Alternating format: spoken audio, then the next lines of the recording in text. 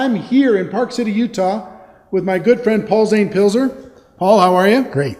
Paul invited us to his home, magnificent, interesting home up here in the mountains. And we just finished an interview for the network marketing documentary that's coming out the end of this November. And Paul's actually going to be at the event speaking as well. He's going to be just coming off a tour in China.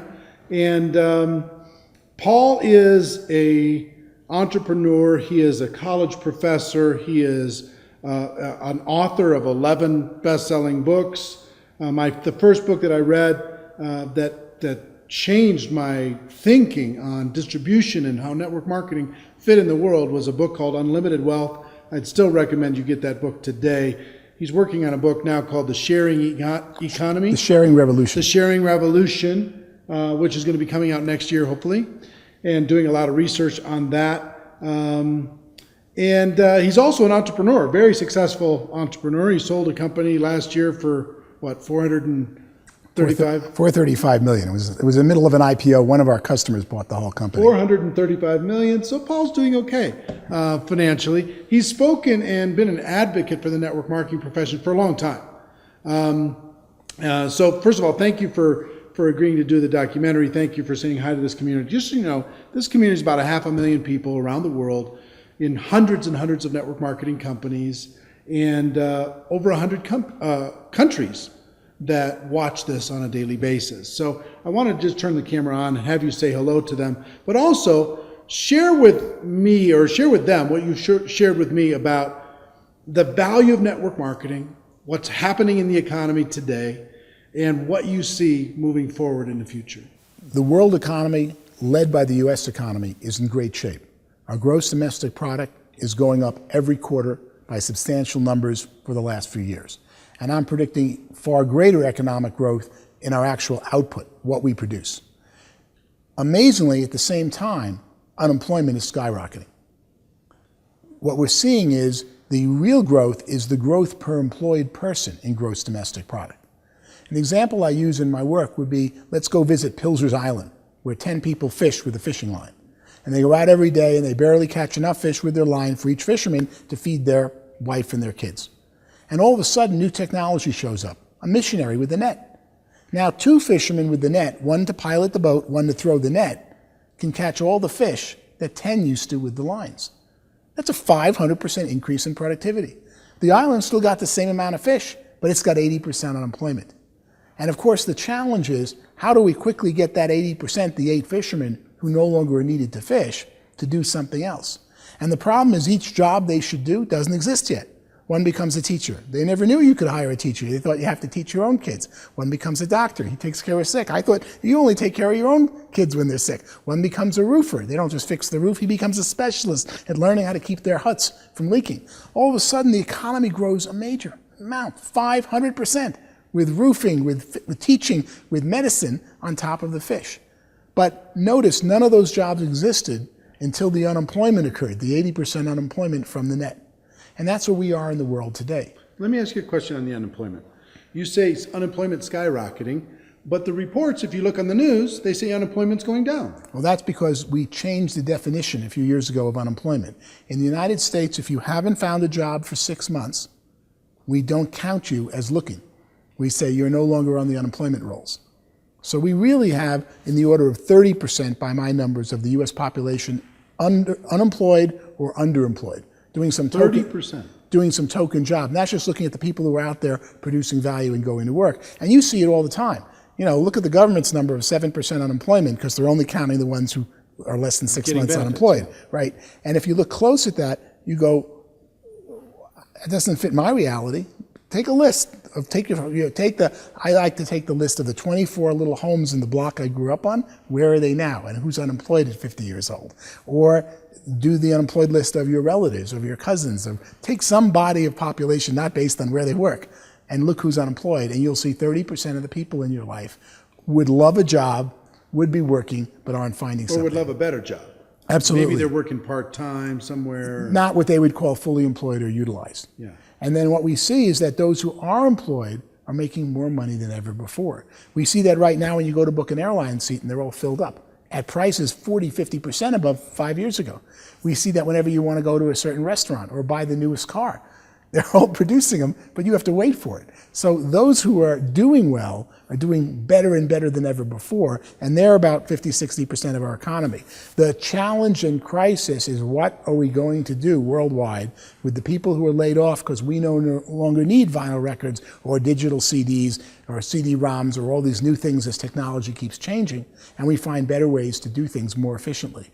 Or Uber is so much better way of getting somewhere in a town than using a taxi, but someone's got to go retrain the taxi driver how to own his own car, take it clean, and become an Uber entrepreneur. Or Airbnb is a certainly much, much better way to go stay in a city than some horrible hotel room where you got to wait in line and check in, and you don't know who you're asking, and everyone's trying to sell you something at every time, and a cup of coffee is $8, than staying with some friend of yours. In fact, one of my employees just recently, I asked who uses Airbnb. Girl raised her hand. I said, how do you use it? She said, I rent out the couch in my studio apartment. And I looked at this young girl and I said, you feel safe renting out a one-room apartment studio? And you feel safe renting the couch? Yes, I only rent it to graduates of Oberlin College. I go, why Oberlin? Well, they like music. It's a great music school. And I went there. And when they tell me who they are, I check out on the web. I sign in as an Oberlin alum, and I see that they're really who they are. And then we usually have a lot in common because they're often from the same class. What a great world. Have a fascinating guest this weekend, and she pays for 110% of her rent by renting 10 days in a ski town, the couch in her studio apartment, to someone who went to college that she may or may not have known before. We see so many improvements in the world due to technology happening fast. But the scary thing is, what are we going to do with the unemployed? And that, of course, brings me to why I love network marketing so much. And love is really the right adjective here. Because only network marketing goes out there and says your employment past doesn't determine your economic future. Only network marketing says, you convince me you really want this, I'll take the chance and hire you. But I wouldn't hire you as an employee coming up with the money and the forms and having to pay you whether you produce or not. I'm going to hire you, but you're only going to make money if you listen to me and we train you together and we work and can succeed. So only network marketing has the opportunity to offer opportunity to so many people who have fallen off track. And that is unemployment, particularly the unemployment caused by structural unemployment, that's changes in technology, is the greatest crisis facing the United States and the developed world today. Because eventually, when you hit 60, 70% unemployed, you're in big trouble. Saudi Arabia has 90% unemployment because they pay people for not working and they import all their labor, and they become the hotbed for spawning so many bad activities and bad formats. We're right behind them unless we find ways to retrain people who are displaced by technology, and network marketing leads the way in making that happen. So tell me what you think about the future of network marketing. As we retrain these people, new skills, entrepreneurial skills, we teach people how to be entrepreneurs, take charge of their life, run their own life, get away from that job if they want to, have that extra income, build a career. What do you see as the future? Well, ultimately, the companies that succeed today in network marketing, while they think it's their product or something that's unique, what they're really succeeding at is intellectual distribution, distributing information about a product or service that will improve your life. Original network marketing was carrying goods, distributing when there wasn't UPS, there wasn't the post office, and you had to take them out of your trunk and lug product all over the place. Today, network marketing, virtually every network marketing company, is really about somebody teaching something else to someone, teaching a better method to someone, a better product, a better business way of doing business. And that is the strength of network marketing, and that's the bottleneck. As new technology comes up that would allow an Uber, an Airbnb, or so many things I'm studying in the sharing economy to exist, someone's got to teach the consumer how to use the new technology. And network marketing, while you think you're developing your wellness business, you're really developing your skill business at teaching other people new things. And that's going to be where the big money is. It already is in network marketing. That's going to be increasingly where there's more money in society, because companies want to train you or teach you to go train people about their product. Nobody does that as well as the network marketing industry. Yeah, I agree with you. And one thing I would tell you that I learned from your book, Unlimited Wealth, way back in my early days in network marketing, is you talked about something in the book called the technology gap.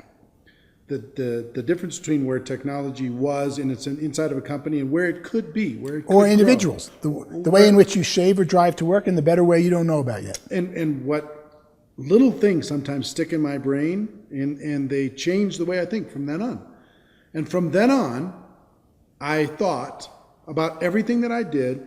Where was I on this skill, my personal skill on finding people to talk to about my business? Where was I, and where's the best? What's the best there is? What's the blue chip standard?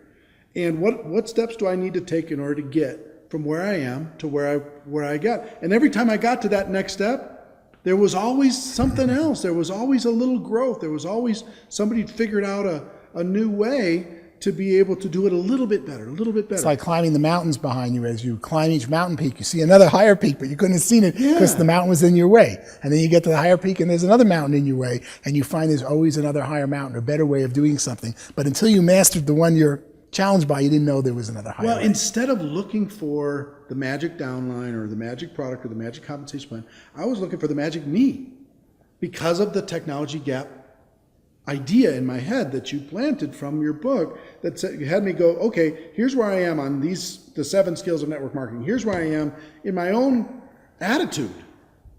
So talk about for a moment just about the value of deciding to be a lifelong learner, the value of getting excited about a new idea, and why network marketing rewards that so well and encourages that so well. Mm-hmm. You really, it's a question of faith. You go out to learn a better method.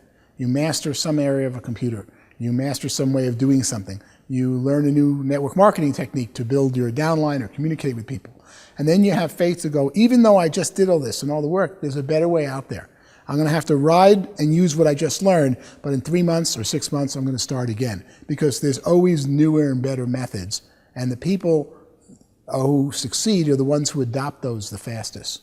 My quote back then in Unlimited Wealth was to the effect of, prosperity belongs to people who learn things the fastest.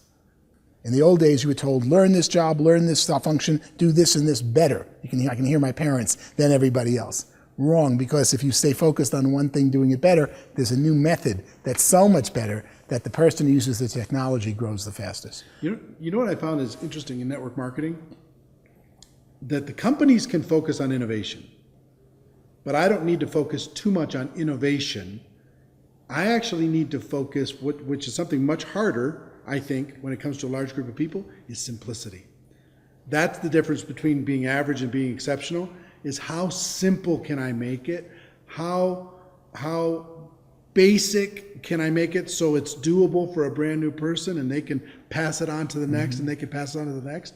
So it's not really about necessarily massive innovation, being radically creative. I need to be creative and clever and strategic in my mind of how can I get it simpler? How can I say it clearer? Well, that's the true genius. The best nuclear physicist can explain physics much better than the normal high school teacher teaching physics, even though he's explaining it to a 10-year-old.